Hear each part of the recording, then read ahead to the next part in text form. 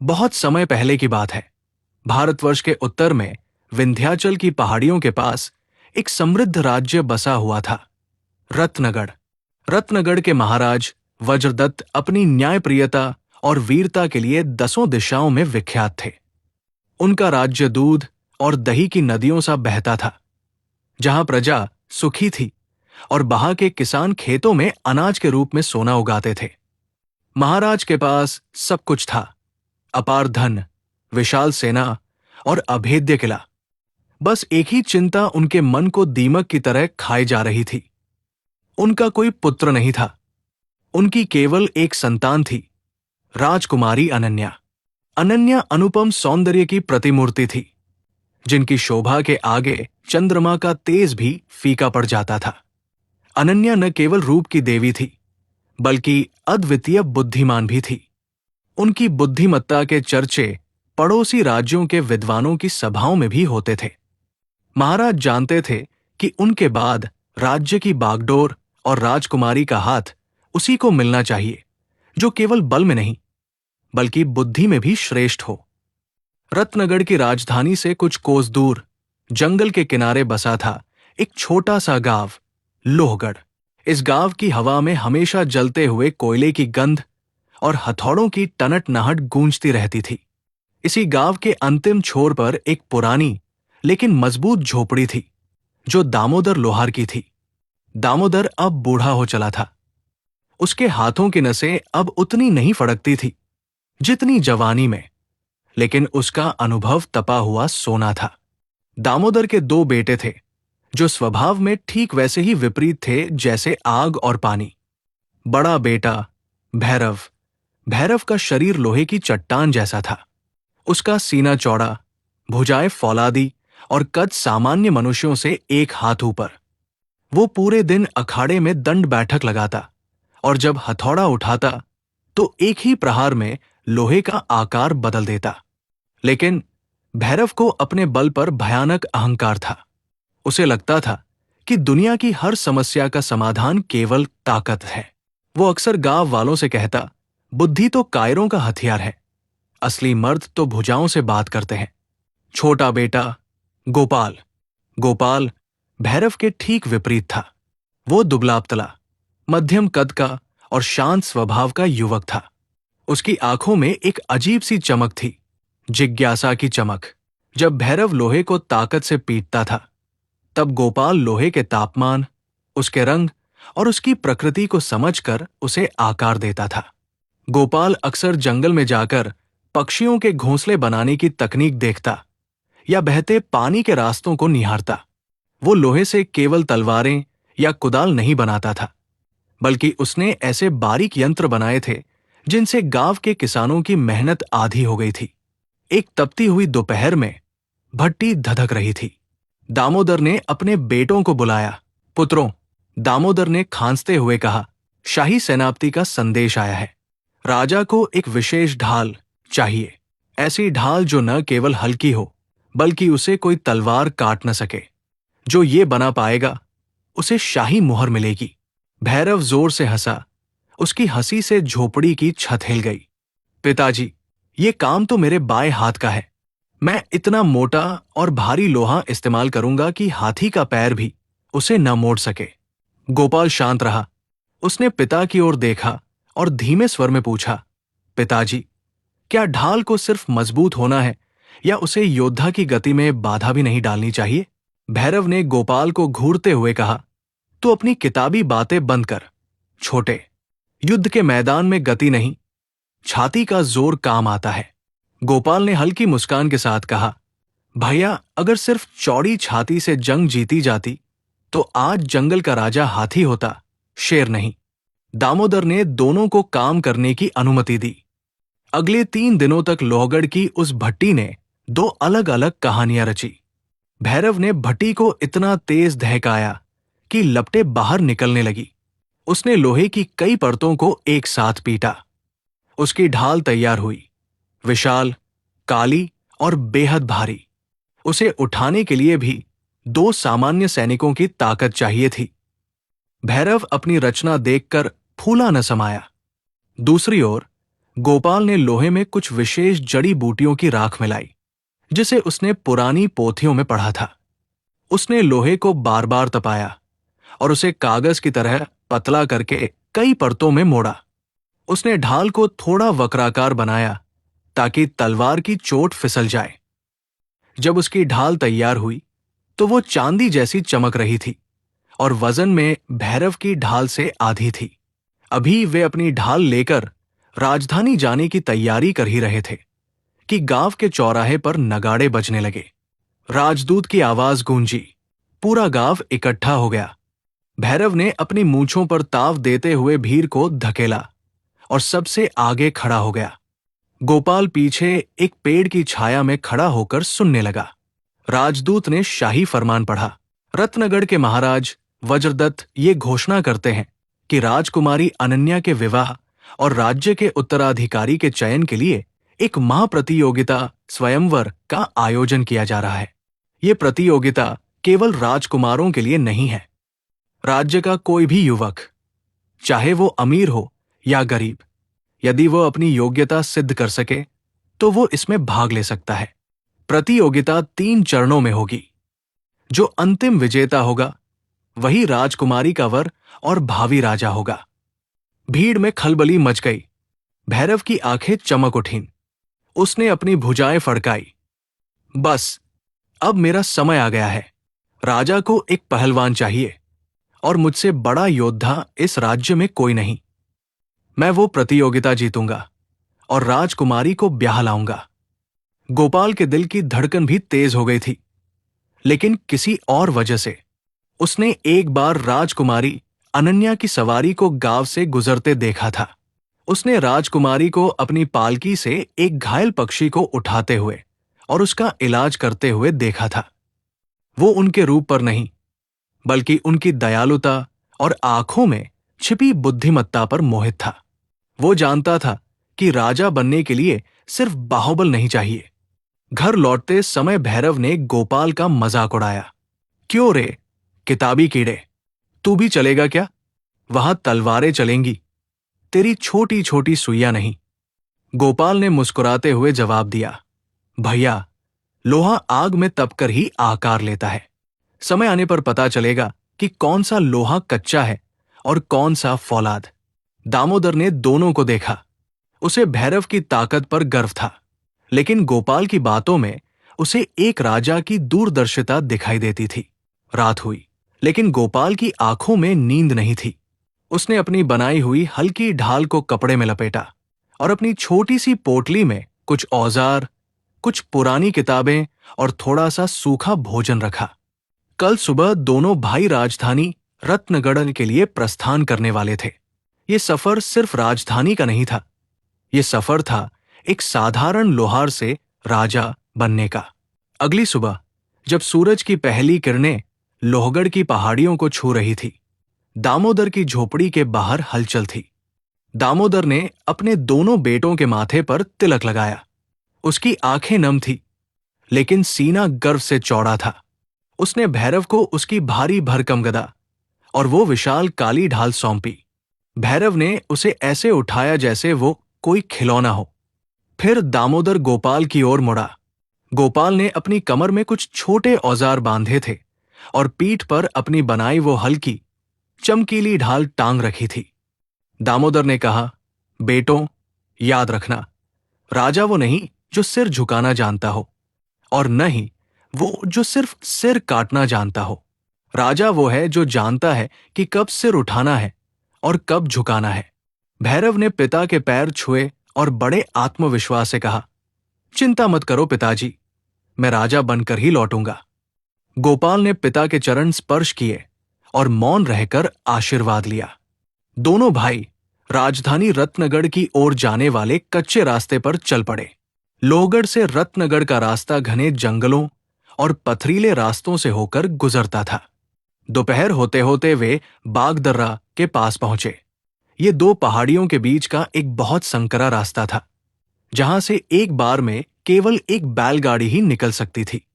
लेकिन वहां पहुंचकर दोनों ठिठक गए। बीती रात हुई भारी बारिश के कारण पहाड़ का एक विशाल हिस्सा टूटकर नीचे गिर गया था।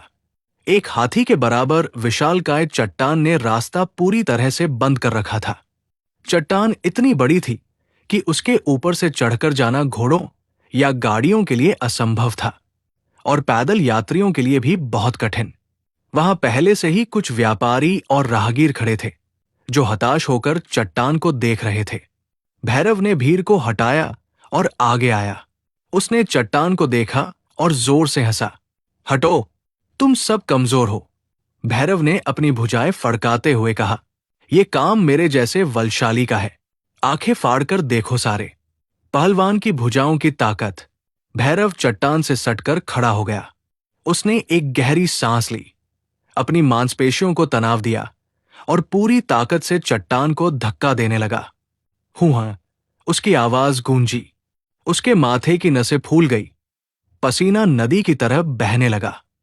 चट्टान थोड़ी सी हिली, मिट्टी थोड़ी खिसकी, लेकिन वो अपनी जगह से नहीं हटी। भैरव ने दोबारा कोशिश की, फिर तीसरी बार। वो हांफने लगा। उसका चेहरा लाल हो गया, लेकिन चट्टान टस से मस न हुई। अंत में वो थककर जमीन पर बैठ गया और गुस्से में चट्टान को लात मारी। ये चट्टान शापित है, इसे कोई नहीं हटा सकता।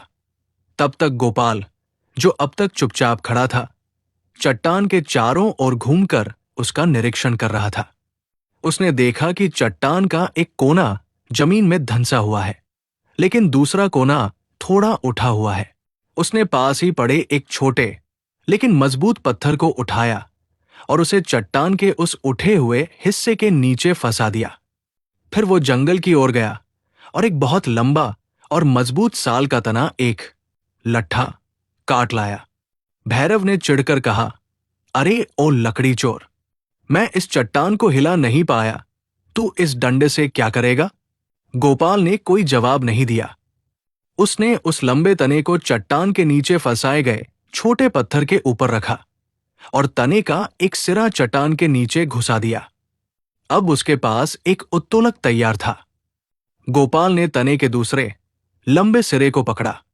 उसने वहां खड़े राहगीरों से कहा, भाइयों, क्या आप मेरी थोड़ी मदद करेंगे? 2-3 लोग आगे आए। गोपाल ने कहा, जब मैं 3 गिनूं तो हम सब मिलकर इस डंडे को नीचे की ओर दबाएंगे। गोपाल ने इशारा किया। 1, 2, 3। सबने मिलकर डंडे के लंबे सिरे पर अपना भार डाला। विज्ञान ने अपना काम किया। लीवर के सिद्धांत ने उनकी ताकत को कई गुना बढ़ा दिया। कड़-कड़-कड़, एक भारी आवाज के साथ वो विशाल चट्टान, जिसे भैरव हिला भी नहीं पाया था, अपनी जगह से उखड़ी और लुढ़कते हुए खाई में जा गिरी। रास्ता साफ हो गया। राहगीरों ने तालियां बजाई। वाह, क्या दिमाग है! भैरव का मुंह खुला का खुला रह गया। उसने अपनी शर्मिंदगी छुपाने के लिए अपनी गदा उठाई और कहा, ठीक है, तूने तो बस मेरी हिलाई हुई चट्टान को थोड़ा सा धक्का दिया। असल मेहनत तो मैंने की थी। गोपाल केवल मुस्कुराया और अपनी ढाल उठाकर आगे बढ़ गया। उसे श्रेय की भूख नहीं थी, उसे तो मंजिल की तलाश थी। शाम ढलते ढलते वे रत्नगढ़ के मुख्य द्वार पर पहुंचे। शहर अद्भुत था। ऊंची दीवारें, पहरेदार और बाजारों में ऐसी रौनक जो उन्होंने कभी नहीं देखी थी। हर तरफ रंग बिरंगे झंडे लहरा रहे थे, जिन पर स्वयंवर का चिन्ह बना था। प्रतियोगिता के लिए पंजीकरण चल रहा था। एक लंबी कतार थी जिसमें बड़े बड़े राज्यों के राजकुमार, सेनापति और योद्धा खड़े थे। उनके कवच सोने चांदी के थे और तलवारें हीरो जड़ी थी। उनके बीच फटे पुराने कपड़ों में ये 2 लोहार भाई अलग ही दिख रहे थे। जब उनकी बारी आई तो शाही मुंशी ने भैरव को ऊपर से नीचे तक देखा। भैरव का विशाल शरीर देखकर मुंशी प्रभावित हुआ। नाम? भैरव, लोहगढ़ से। भैरव ने अपनी छाती फुलाकर कहा। मुंशी ने तुरंत उसका नाम लिख लिया। ठीक है पहलवान, अखाड़े की तरफ जाओ। फिर मुंशी की नजर गोपाल पर पड़ी। दुबला पतला शरीर, साधारण चेहरा। मुंशी हंसा। और तुम यहां क्या करने आ हो? क्या अपने भाई का सामान ढोने आ हो? कतार में खड़े अन्य राजकुमार भी हंस पड़े। गोपाल ने न तो गुस्सा किया नहीं शर्मिंदा हुआ। उसने अपनी पीठ से अपनी बनाई हुई वो विशेष ढाल उतारी। शाम की डूबती धूप में वो ढाल एक अजीब सी नीली आभा के साथ चमक उठी। उसने ढाल को मुंशी की मेज पर रखा। महोदय, गोपाल ने विनम्रता से कहा, युद्ध केवल शरीर से नहीं, शस्त्रों से भी लड़ा जाता है, और शस्त्र बनाने वाला शस्त्र चलाने वाले से कम नहीं होता। मैं गोपाल हूं, लोहगढ़ से। मुंशी ने ढाल को छुआ। वो इतनी हल्की थी कि विश्वास नहीं होता था, लेकिन जब उसने अपनी कटार से उस पर वार करके देखा तो कटार की धार मुड़ गई, पर ढाल पर खरोंच तक नहीं आई। मुंशी की हंसी गायब हो गई। उसने गंभीरता से गोपाल को देखा और रजिस्टर में नाम लिखा। ठीक है गोपाल, कल सुबह पहली प्रतियोगिता है, तैयार रहना। दोनों भाई शहर के अंदर दाखिल हुए, जहां भैरव की नजरें भोजन और मदिरालियों को तलाश रही थी। वही गोपाल की नजरें उस ऊंचे किले की ओर थी जहां राजकुमारी अनन्या रहती थी। उसे नहीं पता था कि कल सुबह क्या होने वाला है, लेकिन उसे आभास था कि पहली परीक्षा शारीरिक नहीं बल्कि कुछ और होगी। अगली सुबह रत्नगढ़ का शाही अखाड़ा खचाखच भरा हुआ था। हजारों लोग अपनी जगहों पर बैठ चुके थे। अखाड़े के चारों ओर ऊंची दीवारें थी और बीच में सुनहरी रेत बिछी थी। अचानक नगाड़ों की गड़गड़ाहट ने आसमान को चीर दिया। सावधान, रत्नगढ़ के अधिपति महाराज वज्रदत्त और बुद्धिमती राजकुमारी अनन्या पधार रहे हैं। पूरा अखाड़ा शांत हो गया। महाराज वज्रदत्त एक ऊंचे हाथी पर सवार होकर आए और अपने सिंहासन पर विराजमान हुए। उनके दाहिनी ओर रेशमी पर्दों के पीछे एक विशेष आसन पर राजकुमारी अनन्या बैठी थी। पर्दा इतना महीन था कि वे सबको देख सकती थी, लेकिन उन्हें कोई स्पष्ट नहीं देख सकता था। उनके हाथ में एक मोरपंख की कलम और भोजपत्र था। वो केवल तमाशा देखने नहीं आई थी, वो परखने आई थी। महाराज ने हाथ उठाया और प्रतियोगिता शुरू करने का आदेश दिया। महामंत्री ने घोषणा की, वीर योद्धाओं, रत्नगढ़ का राजा बनने के लिए केवल मनुष्य पर विजय प्राप्त करना काफी नहीं है, उसे प्रकृति के क्रोध को भी संभालना आना चाहिए। आज की पहली परीक्षा है अश्वत्थमन। अखाड़े का एक बड़ा लोहे का दरवाजा खुला और धूल का गुबार उड़ा। भीतर से 50 जंगली घोड़े छोड़े गए। ये साधारण घोड़े नहीं थे, ये कंधार के पहाड़ी घोड़े थे जिन्हें कभी किसी ने नहीं साधा था। उनकी आंखों में आग थी और टापों में बिजली। नियम सरल था। प्रतियोगिता में बने रहने के लिए योद्धा को एक घोड़े को चुनना है, उस पर काबू पाना है और उसे राजा के सिंहासन के सामने लाकर नमन करवाना है। कई राजकुमार और योद्धा आगे बढ़े, लेकिन उन जंगली जानवरों ने उन्हें अपनी दुलत्ती से हवा में उछाल दिया। तब बारी आई भैरव की। भैरव ने कवच नहीं पहना था, केवल अपनी धोती और कमरबंद कसा हुआ था। उसने भीड़ में से सबसे विशाल और भयानक काले घोड़े को चुना, जो गुस्से से फुफकार रहा था। घोड़े ने भैरव को आते देखा और पिछले पैरों पर खड़ा हो गया। भैरव हंसा। वो बिजली की गति से आगे बढ़ा और घोड़े की अयाल पकड़ ली। घोड़े ने उसे झटकने की कोशिश की, लेकिन भैरव की पकड़ लोहे की संडासी जैसी थी। घोड़े ने दौड़ना शुरू किया। भैरव उसके साथ घिसटता गया, लेकिन छोड़ा नहीं। अचानक भैरव ने अपनी पूरी ताकत लगाकर घोड़े की गर्दन को नीचे झुकाया और उसके मस्तक पर एक जोरदार मुक्का मारा। घोड़ा दर्द से कराह उठा और घुटनों के बल गिर गया। घोड़ा फिर उछला, लेकिन भैरव ने अपनी जांघों से उसे ऐसा जकड़ा कि घोड़े का दम घुटने लगा। भैरव ने एड़ लगाई और घोड़े को जबरदस्ती राजा के सिंहासन के सामने ले गया। उसने उसकी लगाम जोर से खींची, जिससे घोड़ा डर के मारे सिर झुकाकर खड़ा हो गया। पूरा अखाड़ा तालियों से गूंज उठा। भैरव ने छाती ठोकते हुए राजा की ओर देखा। राजा वज्रदत्त ने सिर हिलाकर उसकी ताकत की तारीफ की, लेकिन पर्दों के पीछे बैठी राजकुमारी अनन्या ने अपने भोजपत्र पर कुछ लिखा नहीं, बस अपनी भौहें सिकोड़ ली। उन्हें ये विजय नहीं, अत्याचार लगा।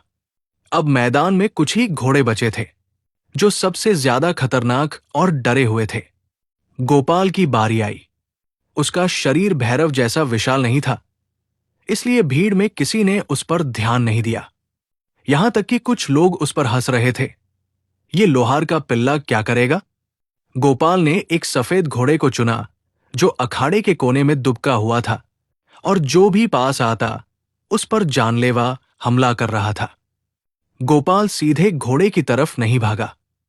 वो धीरे धीरे चला, अपनी नजरें नीची रखकर। उसने घोड़े की आंखों में नहीं देखा, क्योंकि जानवरों की आंखों में घूरना उन्हें चुनौती देना लगता है। गोपाल घोड़े से कुछ दूरी पर रुक गया। उसने अपनी पोटली से थोड़ा सा गुड़ और काला नमक निकाला जो वो गांव से लाया था। उसने उसे अपनी हथेली पर रखा और एक अजीब सी धीमी सीटी बजाई, वही सीटी जो वो लोहगढ़ में पक्षियों के लिए बजाता था। घोड़ा जो हमले के लिए तैयार था अचानक रुक गया। उस गंध ने उसका ध्यान खींचा। गोपाल ने कोई जल्दबाजी नहीं की। वो इंच दर इंच आगे बढ़ा। अखाड़े में सन्नाटा छा गया। लोग सोच रहे थे कि अब ये लड़का मारा जाएगा। जैसे ही घोड़ा थोड़ा शांत हुआ, गोपाल ने देखा कि घोड़े के पिछले पैर में एक बड़ा सा कांटा चुभा हुआ है, जिसकी वजह से वो दर्द में पागल हो रहा था। गोपाल ने बहुत प्यार से घोड़े की गर्दन पर हाथ फेरा और उसके कान में कुछ बुदबुदाया। फिर एक झटके में नहीं, बल्कि बहुत सावधानी से उसने नीचे झुककर वो कांटा निकाल दिया। घोड़े ने एक लंबी राहत की सांस ली। उसका गुस्सा पिघल गया। गोपाल ने घोड़े की पीठ पर छलांग नहीं लगाई। उसने बस उसकी अयाल पकड़ी और उसे इशारे से अपने साथ चलने को कहा। वो सफेद घोड़ा जो अभी तक काल बना हुआ था, एक छोटे बच्चे की तरह गोपाल के पीछे पीछे चल पड़ा। गोपाल उसे राजा के सिंहासन के सामने लाया। उसने घोड़े की गर्दन को हल्का सा थपकी दी और घोड़े ने स्वेच्छा से, बिना किसी डर या दर्द के, राजा के सामने अपना सिर झुका दिया। भीड़ में इस बार शोर कम था, लेकिन आश्चर्य ज्यादा था। भैरव ने मुंह बनाकर कहा, हाँ, इसने तो पालतू घोड़ा चुना था। असली मर्द तो वो है जो शेर को भी कुत्ता बना दे। राजा वज्रदत्त ने अपने मंत्री से कहा, पहले वाले युवक भैरव के पास एक सेनापति की भुजाएं हैं जो शत्रु को कुचल सकती है, लेकिन दूसरे युवक गोपाल के पास एक राजा का हृदय है जो बिना रक्त बहाए वश में करना जानता है। फिर राजा खड़े हुए और घोषणा की। प्रथम चरण समाप्त हुआ। जो लोग अपने घोड़ों पर नियंत्रण नहीं रख पाए वे बाहर हो चुके हैं। भैरव और गोपाल, तुम दोनों ने अपनी अपनी शैली में विजय प्राप्त की है। तुम दोनों अगले चरण में जाते हो। राजकुमारी अनन्या ने पहली बार अपने चेहरे से पर्दा थोड़ा हटाया और गोपाल को गौर से देखा। उसने अपने भोजपत्र पर एक शब्द लिखा, धैर्य। शाम को शिविर में लौटते समय भैरव अपनी जीत की दावत उड़ा रहा था, लेकिन गोपाल अस्तबल में गया। वो उस सफेद घोड़े के पास बैठा था, उसके घाव पर लेप लगा रहा था। उसे पता था कि असली चुनौतियां तो अभी शुरू हुई है। कल की परीक्षा शरीर की नहीं, बल्कि कुछ ऐसी होगी जहां शायद लोहे का नहीं, लोहार की बुद्धि का काम होगा।